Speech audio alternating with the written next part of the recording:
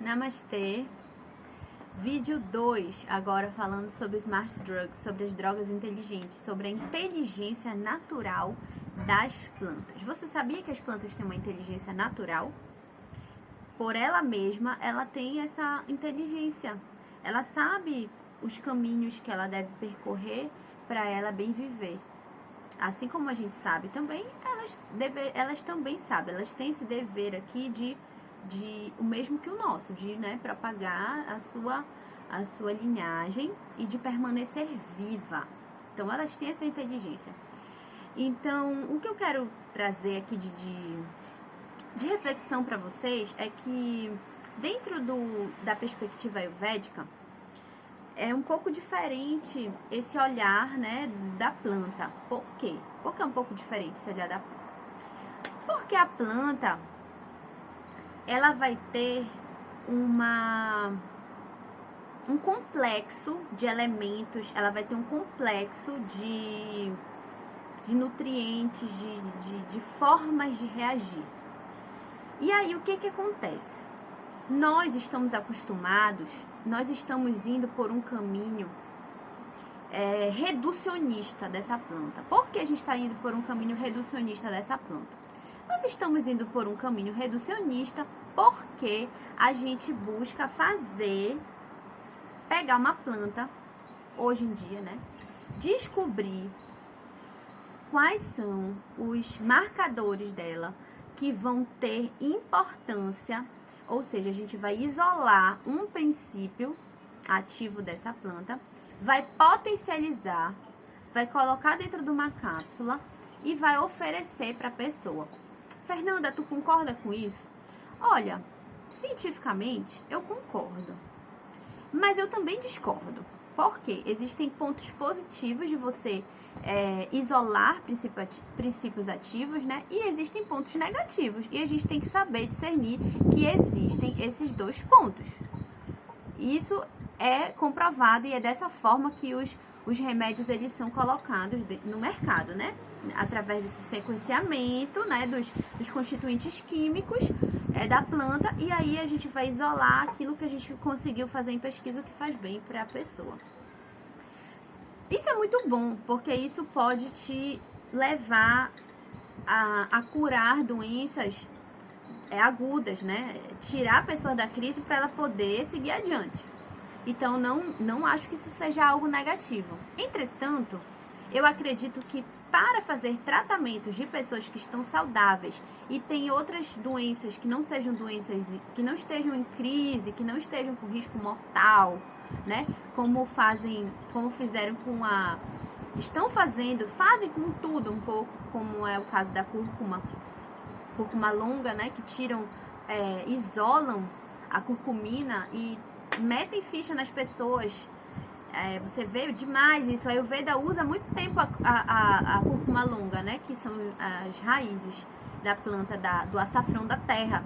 E aí, hoje em dia, não tem 20 anos que o mercado, a indústria farmacêutica descobriu isso. E hoje muita gente prescreve quantidades altíssimas, Então, assim, para as pessoas. Então, assim, o açafrão da terra, será que ele pode ser reduzido só no seu princípio ativo chamado curcumina? Com certeza não. Com certeza não, porque essa planta ela não tem só isso de princípio ativo. Ela não tem só isso que desperta no nosso sistema a saúde. E assim, essas superdosagens de princípios ativos, que são muito bem vistos, pela ciência moderna, não levam em consideração muitos efeitos, muitas vezes colaterais. Então, esses efeitos colaterais, não necessariamente eles aparecem rápido. Eles podem aparecer, ainda mais assim, que são passados esses tipos de remédios para as pessoas por anos. Então, assim, e sem contar que isso é muito novo, então a gente não tem pesquisa. Se vocês forem mesmo no Google acadêmico e nessas revistas importantes, de botânica, de fisioterapia, fitoterapia, enfim, você não tem estudos a longo prazo de pessoas que tomam coisas isoladas. Eu não falo isso só de planta, falo inclusive de isolamento, de whey protein, né? Dessas coisas que retiram o que a pessoa acha que é o top das galáxias lá e introduz no dia a dia de um ser humano que não é acostumado com uma alta quantidade de alguma coisa. Então, assim, tem que ter muita segurança. O profissional, ele tem que ter muita segurança ser muito claro com o paciente, né? Para dizer, olha, não vai ter efeito colateral. Você realmente vai ficar sempre seguro tomando uma dose altíssima de curcumina durante até o resto da sua vida. Então, assim, eu não sei. Ninguém sabe. Então, a gente precisa ter muito cuidado em que a gente bota pra dentro do nosso corpo. E a gente também precisa refletir do todo da planta, né? A planta, ela não é só uma coisa. Ela tem uma série de coisas importantes pra gente.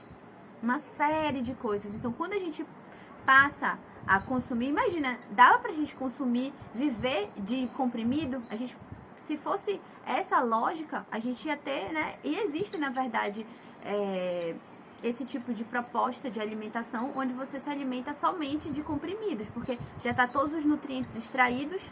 Então, existe esse tipo de ideia, de ideologia, que a gente não precisa mais se alimentar, ter esse prazer de se alimentar, porque já tá tudo extraído, dividido, né?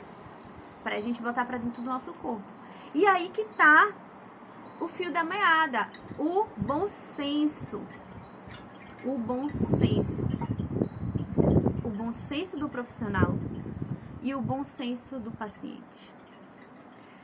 De ver de fato o quanto esse fitoterápico, quais são os caminhos, né, que ele pode fazer de fato bem para a pessoa.